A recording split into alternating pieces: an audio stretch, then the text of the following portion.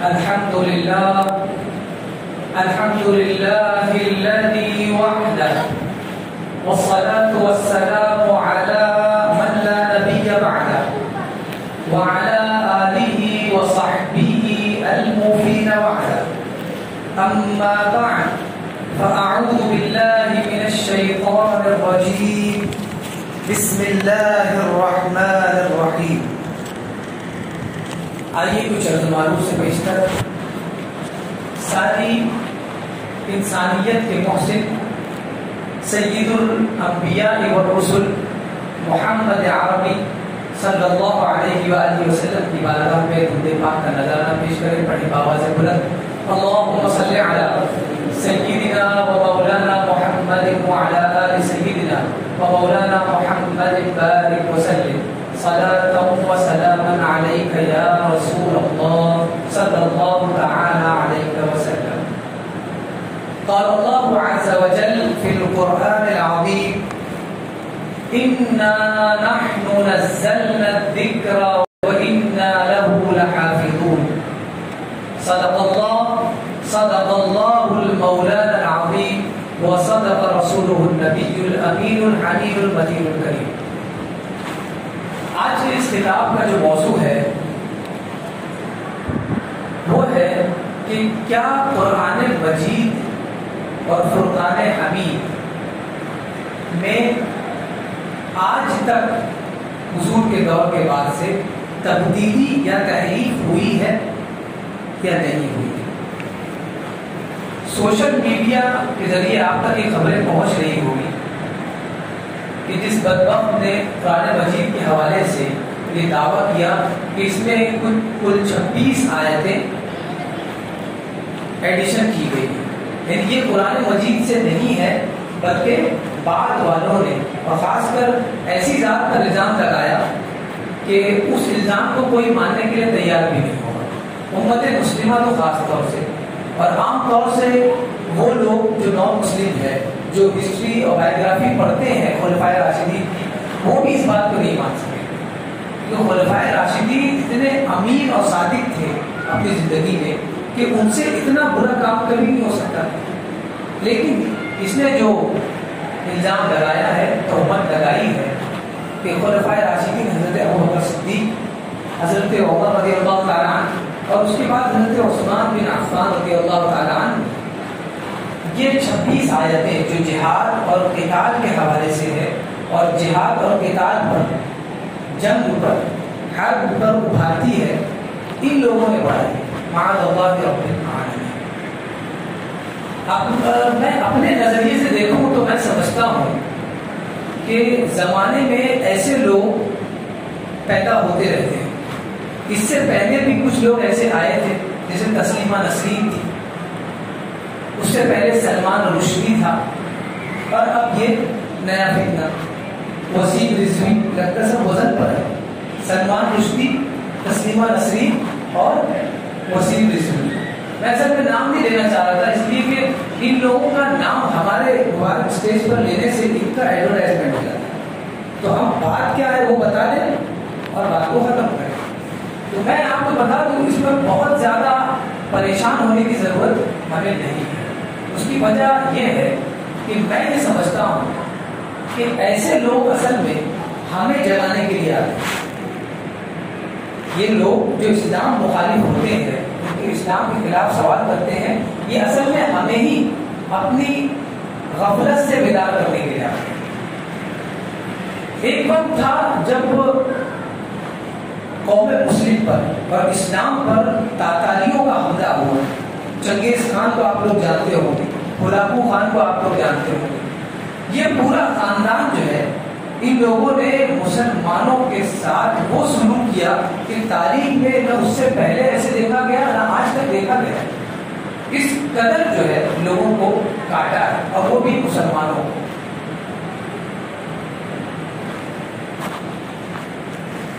یہ حال تھا. تاتاری جسے چنگیز خان کہتے ہیں، بہت فیمس ہے. اور دارالخلافت جو تھا، ہم لوگوں کا دارالخلافت جو بغداد تھا، وہاں خلیفہ جو تھے سب سے پہلے ان کو قتل کیا، اور اس کے بعد ساروں کو قتل کرتے ہوئے آئے. جب یہ ایک جگہ پہنچا اور وہاں پر کوئی ایک بڑے عالم دین ان کو ملے، چنگیز خان کے ہلاکو خان کو، چنگیز تو بہت اسٹارٹنگ میں ہی مر گیا تھا، ہلاکو خان جو تھا جب اسے وہ ایک عالم دین ملے، بہت بڑے عالم دین تھے، میں ان کا نام یاد نہیں رکھتا، تو ان سے پوچھا کہ اگر تم سچ پر ہو اور تمہارا مذہب حقیقت پر مبنی ہے، یعنی مذہب اسلام، تو سوچو بغداد سے لے کر یہاں تک ترکستان وغیرہ سارا کچھ ہم نے تباہ کر دیا، اگر تم سچ ہوتے اور تمہارا رب تمہاری نصرت اور مدد کرنے والا ہوتا تو ضرور آتا، اور تم اس طرح کہو والا نہ ہوتے، اس طرح برباد نہ ہوتے۔ عالم دین نے جو اس ہلاکو خان کو جواب دیا وہ دندان شکن جواب تھا، اور کہا کہ اصل میں آپ دیکھیں، آپ لوگ تو شاید نہیں جانتے ہو جو گاؤں میں رہتے ہیں ان سے جا کر پوچھیں آپ، اب چونکہ گاؤں بھی ماڈرن ہوتا جا رہا ہے، پہلے بکریوں کا ریوڑ چلانے کے لیے ایک آدمی ریوڑ کے کنارے گھومتا تھا، اور ریوڑ تاکہ بکری کبھی یہاں نہ چلی جائے وہاں نہ چلی جائے، اپنے ہی کھیت میں چلے، اگر وہ منتشر ہو جائے گی تو اس کو جمع کرنا بہت مشکل ہوتا ہے۔ لیکن اس وقت یورپ میں جو ترقی یافتہ ممالک ہے اس میں لوگ یہ کر رہے ہیں کہ اتنا بڑا بڑا ریوڑ ہوتا ہے اور ایک انسان اس کو کیسے ہینڈل کر سکتا ہے، یہاں بکریاں بھاگ رہی ہے تو یہاں اگر جا رہا ہے وہ اکٹھا کرنے تو دوسری جگہ سے بھاگ جاتا ہے، تو اسی لیے ان لوگوں نے کتوں کو ٹرین کیا، کتوں وہ بہت ہیوی ڈاگس ہوتے ہیں، ان کو ٹریننگ دی ہے کہ تم اس ریوڑ کو منتشر ہونے نہیں دو، یہ بکریاں اگر ادھر جائے تو اس کو بھگا کر وہاں سے بیچ میں لانا ہے، اگر لیفٹ میں جائے تو ان کو بھگا کے آنا ہے۔ کتوں کی اسپیڈ کتنی تیز ہوتی ہے، ایک دم میں رائٹ میں ایک دم لیفٹ میں، اتنا لمبا فاصلہ وہ منٹوں میں حل کرتے ہیں، تو یہ کتوں کی خاصیت ہے۔ تو اس عالم دین نے کہا کہ جب بکریوں کا ریوڑ ہوتا ہے اور وہ ریوڑ اپنے راہ حق سے، سیدھے راستے سے جب بھاگنا چاہتا ہے، اپنے پریوار کو جب چھوڑ کر وہ دوسری راہ پر جانا چاہتا ہے تو کتے آ جاتے ہیں اس کو راستہ دکھانے کے، دانت چیار کر اس کے سامنے کھڑے ہو جاتے ہیں، تو وہ ڈر کے مارے دوبارہ اپنے خاندان اور اپنے ریوڑ میں آ جاتا ہے۔ بس اسی طرح اے ہلاکو خان، تم لوگ اس زمین کے کتے ہو جو ہم مسلمانوں کو، جو اپنے رب کو بھول چکے تھے، غفلت کی نیند سو چکے تھے، ہمیں اپنی راہ پر لانے کے لیے آئے۔ ہم ایسا سمجھ رہے کہ تم ہمیں قتل کر رہے ہو، غلط کر رہے ہو، لیکن اصل میں یہی ہمارے لیے بہتر ہے۔ دو قتل ہوتے ہیں، دو کی شہادت ہوتی ہے تو 200 لوگ راہ راست پر آئے۔ تو یہ جتنے بھی لوگ ہیں جو اسلام مخالف سوالات اٹھاتے ہیں، دراصل یہ ہمیں ہی بیدار کرتے ہیں۔ اب آپ سوچیں، اس شخص نے ایسی چیز پر سوال اٹھایا ہے قرآن مجید پر جس پر بلا شک و شبہ ہم اعتبار کرتے ہیں، اور یہ ہمارا ایمان ہے۔ ہم کبھی تحقیق بھی نہیں ہم نے مانی، کسی عالم دین سے کبھی ہم نے تحقیق بھی نہیں مانگی کہ آخر یہ قرآن صحیح ہے یا نہیں، کبھی کسی نے مانگی؟ جوان سے بوڑھے ہو گئے لیکن کبھی ذہن میں یہ سوال آیا ہی نہیں کہ قرآن میں کوئی مکسنگ تو نہیں ہوئی، اس میں کوئی ملا تو نہیں دیا گیا ہے، یا صحیح سے قرآن کے اندر جو ملانا چاہیے تھا وہ لوگوں نے ملا دیا ہے اختلاف کے لیے، ایسا کچھ تو نہیں ہے۔ بوڑھے ہو گئے لیکن کبھی ذہن میں سوال نہیں آیا، کیوں؟ آنکھ بند کر ایمان رکھتے ہیں، یؤمنون بالغیب، غیب پر ایمان رکھتے ہیں، یہ ہمارا ایمان تھا، اور سوال بھی اس نے اسی چیز پر کیا جس پر ہم آنکھ بند کر ایمان رکھتے ہیں۔ اور آپ سوچیں، ہم نے کبھی دلیل مانگی نہیں تھی، تو اب جب کہ اس نے قرآن مجید کے حوالے سے سوال کیا ہے کہ یہ تحریف شدہ ہے، اس کے اندر 26 آیتیں بعد میں ڈالی گئی ہے، تو اب ہمارا کام یہ ہے کہ ہم اس کی تحقیق کریں اور اس کے بارے میں جانیں کہ کیا ایسا ہے یا نہیں، اور جب ہم اس کی تحقیق کریں گے تو ہمیں علم حاصل ہوگا کہ کیا قرآن میں تحریف ہوئی ہے یا نہیں ہوئی، یا کس کو اتنی اتھارٹی حاصل ہے کہ وہ قرآن میں تحریف کر سکتا ہے۔ اور جیسے کہ میں نے قرآن مجید کی آیت کریمہ کی تلاوت کی، جس میں اللہ تبارک و تعالیٰ ارشاد فرما رہا ہے، اِنَّا نَحْنُ نَزَّلْنَا الذِّكْرَ وَإِنَّا لَهُ لَحَافِظُونَ، ہم نے قرآن مجید کو نازل کیا ہے، بے شک، اور بے شک ہم ہی اس کے محافظ ہیں۔ تو جس چیز کا محافظ اللہ تبارک و تعالیٰ ہو جائے اس میں مخلوق کوئی در اندازی کر سکتی ہے؟ یہ عقل سے باہر ہے، یہ بالکل عقل سے باہر ہے۔ تو پھر بھی اس کا سوال ہمیں اس بات کی دیتا ہے کہ ہم اور گہری اسٹڈی کریں کہ کس طرح قرآن مجید کو جمع کیا گیا اور صحابہ کے دوارا ہم تک قرآن مجید محفوظ شکل میں پہنچا. تو اس میں بہت زیادہ ہمیں بکھرنے کی ضرورت نہیں. ہم دفاعی کارروائی ضرور کریں گے لیکن اس میں بہت زیادہ سہمنے کی ضرورت نہیں ہے، بلکہ یہ سمجھ لیں کہ یہ شخص آیا ہے ہمیں دعوت دینے کے لیے کہ آپ اسٹڈی کریں کہ آپ کا قرآن کس طرح سے حضور کے بعد صحابہ سے ہوتا ہوا تابعین، تبع تابعین اور اولیاء کاملین سے ہوتا ہوا ہم تک آیا. تو ہم اس کے سارے ادوار کو ہسٹوریکل کتابوں میں پڑھیں گے اور ہمیں علم حاصل ہوگا. لیکن آپ سوچیں اگر یہ سوال نہ کرتا تو کیا ہمیں اس چیز کا علم حاصل ہوتا یا میں اس بات پر تقریر کرتا؟ بالکل نہیں، کیونکہ ہمیں تو اس پر ایمان ہے، قرآن مجید پر ہم ایمان رکھتے ہیں. تو ہم اس پر اس کے صحیح ہونے اور غیر محرف ہونے پر کیوں دلیل پیش کریں گے اور آپ کیوں سنیں گے؟ تو اسی طرح سے طلاق ثلاثہ کا جو مسئلہ تھا، تو جن لوگوں نے اس مسئلے کو اٹھایا تو علماء نے اس پر تقریر کرنا شروع کی اور پھر عوام کا یہ فائدہ ہوا کہ انہیں پتہ چلا کہ طلاق ثلاثہ ہے کیا. لیکن کیا وہ جو برائیاں اور وہ جو ساری دفعات لگی تھی اس سے ہمیں کوئی نقصان ہوا؟ وہ آیا اور چلا گیا، لیکن ہمیں کیا حاصل ہوا؟ علم حاصل ہوا. ہم نے اپنے دین کے حوالے سے جانا کہ دین میں کیا ہے. تو اس طرح سے اللہ تبارک و تعالیٰ ہمارے ہی دشمنوں کو ہمارے پیچھے لگاتا ہے تاکہ ہماری قوم مسلم جو ہے وہ ایمان میں مضبوط ہوتی ہے. تو جب بھی دشمن ہم پر حملہ کرے ہمیں غور کرنا ہے اور فکر کرنا ہے اور قرآن کے دامن میں آنا ہے. جب ہم قرآن کو گہرائی سے پڑھیں گے تبھی ہمارے دل کو اطمینان حاصل ہوگا. اب آئیے میں قرآن مجید کی 2 آیت کریمہ آپ کے سامنے رکھوں جس میں اللہ تبارک و تعالیٰ نے قرآن مجید کے حوالے سے فرمایا کہ اس میں کوئی تبدیلی ہو ہی نہیں سکتی. جب تبدیلی ہو ہی نہیں سکتی تو کوئی بھی اس کا دعویٰ اگر کرے تو غلط ہے. تو یہ تبدیلی نہیں ہو سکتی قرآن مجید میں کہاں ہے؟ اللہ تبارک و تعالیٰ ارشاد فرماتا ہے، سب سے پہلی آیت کریمہ میں نے جو تلاوت کی کہ ہم نے اسے نازل کیا ہے اور ہم ہی اس کے محافظ ہیں. دوسری آیت کریمہ میں فرمایا لا یأتیہ الباطل من بین یدیہ ولا من خلفہ تنزیل من حکیم حمید. یہ قرآن مجید ہی ہے، نہ اس کے پیچھے سے نہ اس کے آگے سے کوئی بھی باطل شے داخل نہیں ہو سکتی. کوئی بھی باطل چیز، کوئی بھی جھوٹ قرآن مجید میں نہ پیچھے سے نہ آگے سے. پیچھے سے آگے سے مراد یہ کوئی بھی تحریف اور تبدیلی کر نہیں سکتا، اس کوئی چانس نہیں. اور اس چیز کی گارنٹی کون لے رہا ہے؟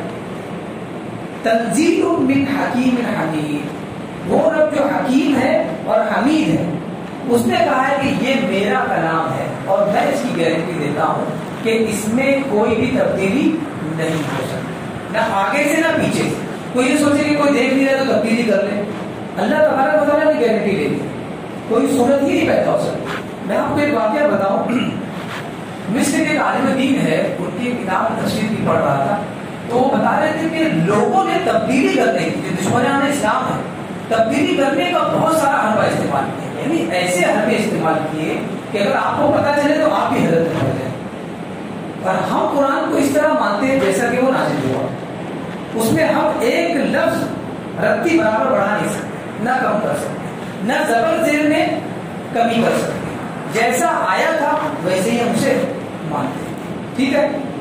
لیکن یہاں پر دیکھیے دشمنان اسلام کا دماغ کتنا چلتا ہے. انہوں نے ہمارے عشق اور محبت کو ہتھیار بنایا اور بتایا جاتا ہے کہ ایک زمانے میں قرآن مجید جو پرنٹ ہوا مارکیٹ میں تو وہ پرنٹ ہو کر کیسے آیا؟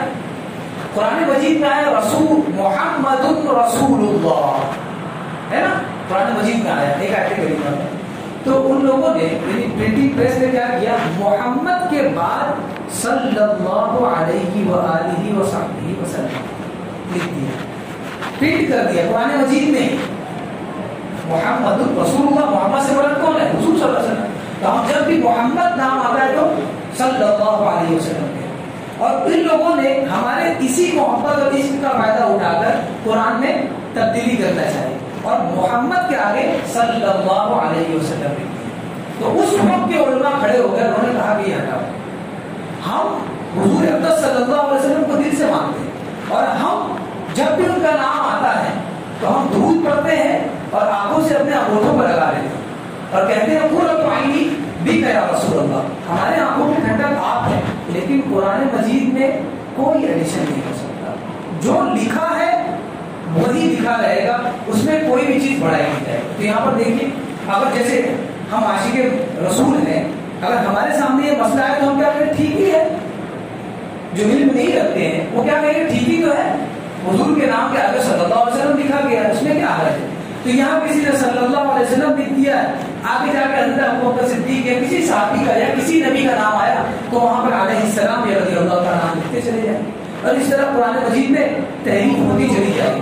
لیکن علماء کرام نے سب سے پہلے ہی دروازہ بند کر دیا کہ کوئی تحریف چاہے ہمارے موافق کیوں نہ ہو ہم قبول نہیں کریں گے، مخالف کی تو بات ہی چھوڑ دیں، اگر موافق ہے تب بھی ہم اسے تسلیم نہیں کریں گے۔ یہ قرآن کی کوالٹی ہے اور یہ علماء کی تندہی ہے، یہ محنت ہے جو قرآن مجید ہم تک یہاں تک پہنچا سلامتی کے ساتھ۔ اور سب سے اہم چیز تو یہ ہے کہ اللہ تبارک و تعالیٰ نے اس کی حفاظت کا ذمہ اٹھا لیا، اس سے بڑی حفاظت کوئی ہو ہی نہیں سکتی۔ ہم تو اسباب ہیں جو دفاع کرتے ہیں، ورنہ اللہ نے کہا ہے کہ میں نے اس کی حفاظت کا ذمہ لیا۔ اب دوسری آیت کریمہ میں دیکھیں، اللہ تبارک و تعالیٰ ارشاد فرماتا ہے وَإِذَا تُتْلَى عَلَيْهِمْ آيَاتُنَا بَيِّنَاتٍ، اور جب ہماری آیات بینات واضح آیات قرآنیہ ان کے سامنے تلاوت کی جاتی ہے، یعنی کفار مکہ کے جو مکہ کے کفار تھے ان کے سامنے جب یہ آیات کریمہ تلاوت کی جاتی ہے، قَالَ الَّذِينَ لَا يَرْجُونَ لِقَاءَنَا، تو وہ لوگ جو اللہ تبارک و تعالیٰ کی ملاقات کا انکار کرتے ہیں، ملاقات کا انکار یعنی وہ یہ نہیں مانتے کہ اللہ تبارک و تعالیٰ ہے یا ہم اس سے ملاقات کریں گے بروز قیامت، وہ نہیں مانتے، یعنی کافر ہیں۔ تو جو اللہ کا انکار کرتے ہیں وہ یہ کہتے ہیں ائتی بقرآن غیر ھذا او بدلہ، اے محمد تم اس قرآن کو ہٹا کر دوسرا قرآن لے آؤ، او بدلہ یا اس میں کوئی تحریف کر دو، تبدیلی کر دو، کیونکہ ہمارے قرآن مجید میں لات، منات، عزا، ہبل، یہ جو معبودان باطلہ تھے مکہ والوں کے، ان کے بارے میں بہت فضیحت تھی، ان کے بارے میں بہت فضیحت تھی، ان کے بارے میں جو ہے کہا گیا کہ انہیں توڑو، ان کے بارے میں برا بھلا کہا گیا۔ تو یہ چاہتے تھے کہ ہمارے معبودان باطل کو برا نہ کہا جائے، تو آپ ایسا کریں یا تو قرآن دوسرا لے آئیں یا تو پھر یہ آیتیں ہٹا دیں جس میں ہمارے معبودان باطل کو برا کہا گیا یا ان کو جھوٹا کہا گیا۔ تو آپ سمجھ میں آئے، آپ کو قرآن مجید کی آیت کریمہ میں نے تلاوت کی جس میں کفار مکہ نے یہ ڈیمانڈ کیا ہے کہ یا تو دوسرا قرآن لے آؤ یا اس میں تبدیلی کر دو۔ اس کا مطلب یہ جو سوال آج اٹھا ہے کہ قرآن مجید میں تبدیلی کی ضرورت ہے، کچھ چیزیں نئی ایڈیشن ہو گئی ہے، یہ سوال آج کا نہیں ہے، بلکہ اب مسلمانوں کے لبادے میں کچھ لوگ کفار آ گئے۔ یہ قرآن مجید کی آیت ہے، سب سے بڑا ریفرنس میں سمجھتا ہوں اس شخص کا جواب اور اس کا حوالہ یہ قرآن مجید کی آیت کریمہ جس میں اللہ تبارک و تعالیٰ کے رسول صلی اللہ علیہ وسلم سے یہ ڈیمانڈ کی گئی کہ آپ یا دوسرا قرآن لے آئیں یا تبدیلی کر دیں۔ حضور صلی اللہ علیہ وسلم نے جواب کیا دیا، حضور نے فرمایا قل ما یکون لی ان ابدلہ۔ اب حضور جو کہہ رہے ہیں، جو ارشاد فرما رہے ہیں، وہ بھی اللہ کے حکم سے، اور اللہ فرما رہا قل، اے محبوب آپ ان سے کہہ دیں کفار مکہ سے، کیا ما یکون لی ان ابدلہ، میں اس قرآن میں تبدیلی نہیں کر سکتا۔ آپ غور کریں، پچھلی آیت جو میں نے پڑھی اس میں کفار کا دو ڈیمانڈ ہے۔ پہلا ڈیمانڈ کیا ہے کہ قرآن پورا قرآن جو ہے بدل دیا جائے، اور دوسرا ڈیمانڈ کیا تھا، اگر یہ نہیں ہو سکتا ہے تو تھوڑی آیت کریمہ جو آپ کی ہے جو ہمارے معبودوں کے بارے میں ہے اس کو چینج کر دیا جائے، اس کو بدل دیا جائے۔ دو ڈیمانڈ تھا، لیکن حضور نے کیا جواب دیا کہ میں اس میں کوئی تبدیلی نہیں کر سکتا۔ اس سے پتہ چل رہا ہے کہ حضور نے فرمانا چاہ رہے ہیں کہ قرآن مجید تو اللہ تبارک و تعالیٰ کی جانب سے ہی آئے گا، اب رہی اس میں تبدیلی کی بات، وہ انسان کر سکتا ہے لیکن میں نہیں کر سکتا کیونکہ میرے رب کا حکم ہے۔ یہ اللہ نے کہا کہ ہو ہی نہیں سکتا یہ چیز، یہ حضور صلی اللہ علیہ وسلم فرما رہے کہ میں اس میں تبدیلی نہیں کر سکتا۔ اب آگے دیکھیے کیا فرما رہے ہیں، من تلقاء نفسی، اپنی جانب سے میں اس میں کوئی نکالنا حذف و تفصیل نہیں کر سکتا کہ اس میں کوئی ڈال دوں اور کوئی نکال دوں، یہ مجھ سے نہیں ہو سکتا۔ اب حضور کون ہے؟ سید الانبیاء و رسول، سید الخلق ہے، اور وہ فرمانے کہ میں یہ نہیں کر سکتا. آگے فرمایا ان اتبع الا ما یوحی الیہ، میں تو بس اسی کی اتباع کرتا ہوں جو وہی اللہ کی جانب سے میرے پاس آئی. یعنی میں خود جو ہے نا، میں خود اللہ تبارک و تعالیٰ کے فرمان کے ماتحت ہوں اور میں اس میں کوئی تبدیلی نہیں کر سکتا. حضور صلی اللہ علیہ وسلم تبدیلی نہیں کر سکتے تو آپ سوچیں خلفائے راشدین اس میں تبدیلی کیسے کر سکتے؟ حضرت ابوبکر صدیق رضی اللہ تعالیٰ عنہ کیسے تبدیلی کر سکتے؟ حضرت عمر کیسے تبدیلی کر سکتے؟ حضرت عثمان بن عفان کیسے کر سکتے؟ اور اگر مان لے بفرض محال کہ تبدیلی کر سکتے تھے تو پھر اللہ تبارک و تعالیٰ کا جو وعدہ ہے انا لہو لحافظون کہ ہم اس کی حفاظت کرنے والے کیسے ہوں گے؟ یہ آیت کریمہ بالکل دلالت کرتی ہے. اور پھر حضور نے فرمایا اگر میں ایسا کرتا، اب یہ امکان، یہ پاسبلٹی بتا رہے کہ اگر میں تبدیلی کرتا بھی قرآن میں تو کیا ہوگا. فرمایا انی اخاف ان عصیت ربی عذاب یوم عظیم، کہ میں ڈرتا ہوں یوم عظیم کے عذاب سے کہ اگر میں اللہ تبارک و تعالیٰ کی نافرمانی کروں، کہ اگر میں اللہ کی نافرمانی کرتے ہوئے تبدیلی کر دوں کہ وہ یوم عظیم کے عذاب سے ڈرتا ہوں. تب آپ سوچیں نبی پاک صلی اللہ علیہ وسلم کی صحبت میں رہنے والے صحابہ کتنا خدا سے ڈرتے ہوں گے. عشرہ مبشرہ ہے، دنیا میں ہی ان کو بشارت دے دی گئی، اس کے باوجود رات میں روتے تھے سارے صحابہ، اور وہ اتنا بڑا جرم کریں گے کیسے ممکن ہے؟ تو یار کوئی بات جب کوئی پیش کرتا ہے تو اس کے لیے کوئی دلیل بھی ہونی چاہیے. تو ہم لوگوں کو بھاگنے کی ضرورت اس لیے نہیں ہے کہ اس نے صرف کہہ دیا کہ انہوں نے تبدیلی کی ہے. یہ کب کا بندہ ہے؟ یہ کب پیدا ہوا؟ یہ کب کا ہے؟ یہ کتنا اوتھینٹک بندہ ہے؟ یہ صحابہ کے درمیان تھا یا کوئی ایک آدمی بولا ہو صحابہ کے دوران کا کہ ہاں ابو بکر صدیق نے کچھ گڑبڑ کی تھی، یہ کوئی معاملہ ہے؟ ایک روایت نہیں ملے گی آپ کو، ایک روایت. اور یہ آدمی اچانک سے اٹھ کے بول رہا ہے تو پتہ چلتا ہے کہ یہ خود سے نہیں بول رہا ہے. پتہ چلتا ہے کہ جس طرح حضور کو اللہ تعالیٰ نے ارشاد فرمایا قل یا محمد کہ میں تبدیلی نہیں کر سکتا، اسی طرح ان کو بھی کسی نے کہا ہے بولو کہ اس میں تبدیلی ہوئی ہے. اب وہ کون ہے اللہ جانتا ہے. تو دشمنان اسلام ہماری بھلائی کے لیے ہے تاکہ ہم جاگیں، ہم قرآن کے علم کو سیکھیں. اگر یہ لوگ نہ ہو تو ہم تو آرام کی نیند سوئیں گے. تو یہ ساری چیز تھی اس موضوع پر. اللہ تبارک و تعالیٰ کی بارگاہ میں دعا ہے کہ ہمیں قرآن مجید پر عمل کرنے کی توفیق عطا فرمائے اور رسول اکرم صلی اللہ علیہ وآلہ وسلم کی عزت و ناموس کے لیے اپنی جان قربان کرنے کی توفیق عطا فرمائے. وما علینا الا